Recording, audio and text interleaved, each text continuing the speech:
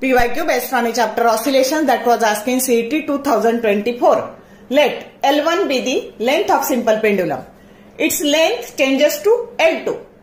To increase the periodic time by 20%, the ratio L2 by L1 is equal to what? Option A 1.22, B 1.33, C 1.44 and D 1.55.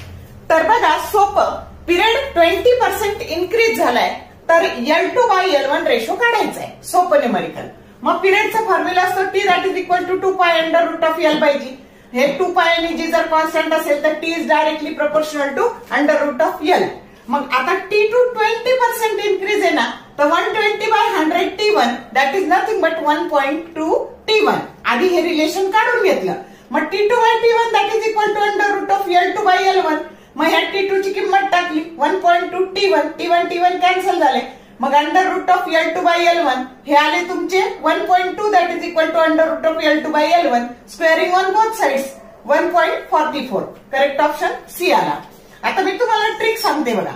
जर 10% increase झालं ना तर 1.1 चा square करायचा. समजलं? जो आहे तो किती इन्क्रीज येईल तर L2 by L1 ची व्हॅल्यू 1.21 येईल. 20% असेल ना तर 1.2 चा स्क्वेअर करायचा जो आला 1.44. समजलं?